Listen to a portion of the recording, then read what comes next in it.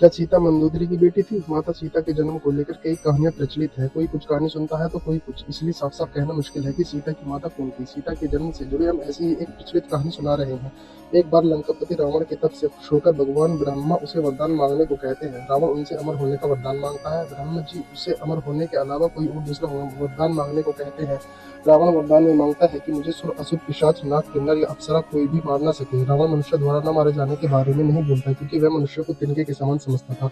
वरदान पाने के बाद रावण हर तरफ तबाही मचाना शुरू कर देता है। एक दिन वह दंडकारण्य नामक जगह पहुंचता है जहाँ ऋषि मुनियों का निवास था।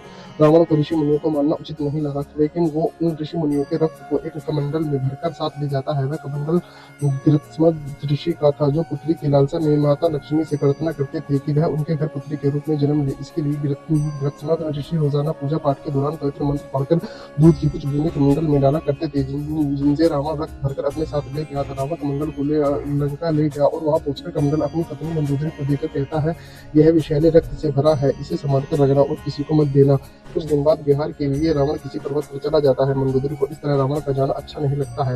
वो मृत्यु प्राप्त करने के लिए कमंडल में भरे विष का पान कर लेती है। कमंडल के रक्त को पीने के कुछ समय बाद मंदोदरी गर्भवती हो जाती है। गर्भवती होने के बाद मंदोदरी घबरा जाती है कि महल में मौजूद अन्य लोग उसके बारे में क्या सोचेंगे। फिर मंदोदरी तीर्थ यात्रा का नाम लेकर कुरुक्षेत्र चली जाती है। वहाँ मंदोदरी एक बच्ची को जन्म देती है, लेकिन लोग लाज के चलते वो उसे एक कलश में रखकर जमीन में दफना देती है। कुछ दिन बाद राजा जनक भी कुरुक्षेत्र जाते हैं। जब वह जमीन महल चलाते हैं तो उन्हें वहाँ कलश मिलता है जिसमें मंदोदरी ने बच्ची को रखा था। बच्ची को कलश से निकालते ही आसमान से फूलों की वर्षा होने लगती है और साथ में आकाशवाणी भी होती है।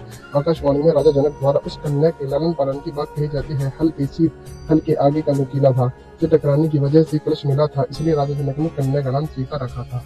वीडियो को लाइक करें, शेयर करें, सब्सक्राइब।